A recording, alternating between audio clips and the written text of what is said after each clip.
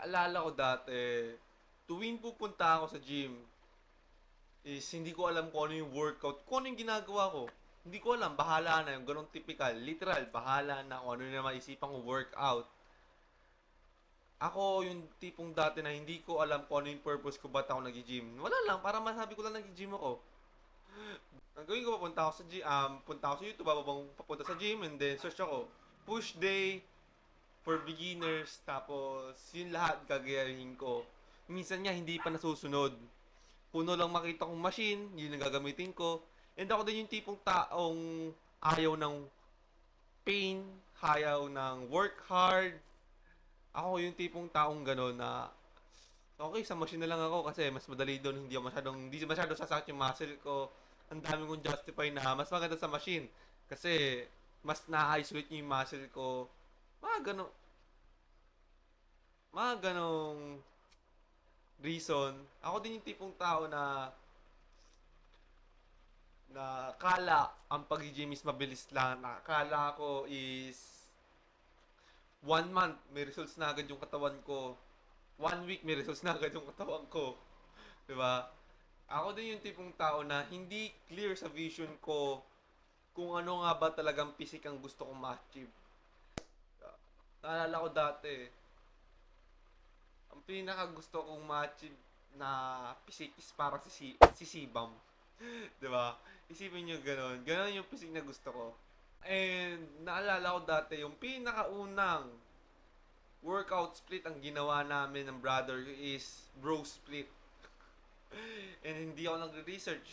Alam yun, mali yung form ko, ego lifting ako. Diba? Para masabi ko lang, malakas ako kahit mali yung form ko, G lang to. Ganon. And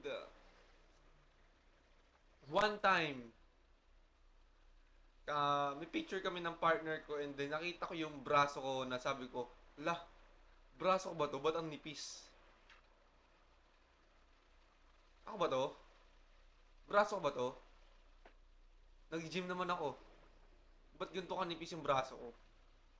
Naalala ko, naka polo t-shirt pa ako and then naka-black yun. Yung feel ko sa katawan ko is ang laki-laki. And then, pag tingin ko sa picture, nagulat na lang ako. Literally, nagulat ako. Sabi ko, ako ba to? Bakit ang nipis ng braso ko? Then, boom. Doon na ako nagsimula mag-research kung paano lumaki yung mga muscles, kung paano mag-workout ng tama, and yung mga recovery. Plus, yung mag-fit sa akin na split. Sinerch ko rin yun. And then, vision ko sa akin isip. Actually, meron pa nga akong pinirig na picture na gusto ko yung gantong ma-attain na muscles. Gantong physique ang gusto ko ma-attain. Nag-research ako kung ano yung gusto ko talaga. So, napag-research ko na ang gusto ko talagang katawan is athletic physique. Pero gusto ko functional physique. Athletic physique pero functional. At the same time is pang model. And punta ako sa Pinterest. Hanap ako ng physique na nag-fit sa nasa isip ko. And then pinirin ko siya. Pag print ko, dinikit ko sa pader. At siya yung lagi kong tinitignan na okay, balang araw ma-achieve ko yung ganitong physique. Balang araw makukuha ko to. Itong physique na to. And then doon ako nagsimula mag-bulk, mag-cuts. Kasi dati, pag masarap ulam, bulk ako. Pag hindi ko trip yung ulam, cut ako. Ganon ako tipo dati. Pero ngayon, kahit masarap man yung ulam or di ko man gusto yung ulam, stick ako sa diet ko. As of now, cutting ako. So kahit masarap yung ulam, stick ako sa cutting. Yung ipapakita ko sa inyo yung workout, ito yung push day ko para makuha niyo yung physique na model physique. Okay, so let's go. So ngayon mga pare, ang workout natin ngayon is push day tayo ngayon. Siyempre, unang-una dyan is yung dips. So, 12 reps ako dyan and then 4 na sets. And then, hindi ko lang na-videoan dito pero nagsusuperset ako ng lightweight lateral raises, 20 reps and 4 sets. So, yun, sobrang importante mga pare ng dips kasi yung dips is tutulungan ka para makapag-build ka ng strong lower chest at the same time strong triceps. 'Di ba? And then, syempre, para siyang para siyang pull-ups, para siyang, kasi ang dips is vertical movement, kaya sobrang solid nito mga pare, kaya recommended ko is mag-dips kayo. Next naman is, itong incline bench press natin pero sa Smith machine tayo. Syempre para mas solid, 'di ba? Solid yung gains din natin dito. Ito kung mapapansin niyo, nagano tayo dito, nag-pyramid tayo dito. Kaya mapapansin mo, sobrang sulit nito, mga pare. Kasi sulit nito mga pare kasi nagano tayo dito, nag-pyramid tayo dito. Nagsimula tayo sa 17 kg to 10 kg. Kaya sobrang sulit ng ganito mga pare. Kung napapansin sa mukha ko yan, hirap na ako niyan mga pare. Kada clip mga pare is nagbabawas tayo dyan ng plates. And then, nung 10 kg na is nag-failure na talaga ako noon.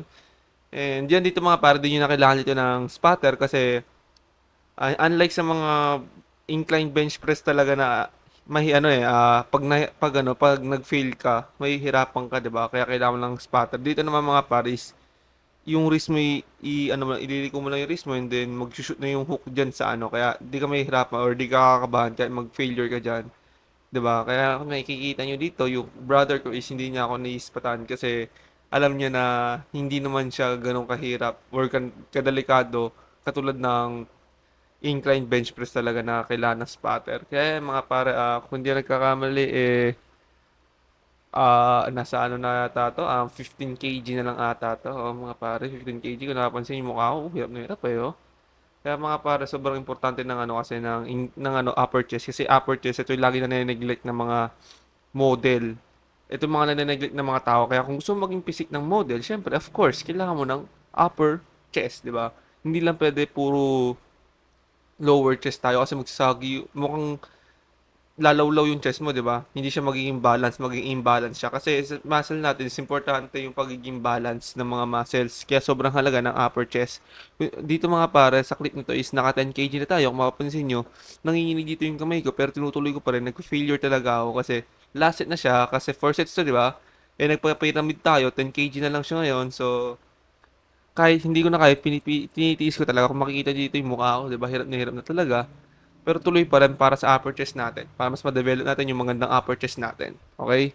Next naman is, syempre, yung overhead barbell press natin. Pero sa Smith ulit tayo. So, yan mapapansin nyo mga pare. Para yan sa shoulder natin para mas magkaroon tayo ng V ratio. Kaya sobrang importante niyan mga pare, 'di ba? So nagano ako diyan mga pare is 10 kg yan, 4 sets yan, okay? 10 kg yan, and then nag-pyramid din ako diyan sa dulo. Hindi ko lang na-videoan pero nag-pyramid tayo diyan, na pababa hanggang mahirapan tayo. And next naman, syempre, itong tricep push down natin. So sobrang halaga nito mga pare para mas ma-isolate yung triceps mo, para mas lumaki. Priority ko rin yung arms ko. Gusto ko arms din kasi siya rin yung nagbibigay ng aesthetic sa katawan. Kasi naniniwala ako mga pare na kapag nag-workout ka, kahit anong klaseng workout yan, basta nag-workout ka, yung pagiging aesthetic is kusa na dadating yan. Hindi mo kailangan i-chase yan kasi kusang dadating yan basta nag-training at nag-work hard ka. Yun lang. Follow for more. Let's go.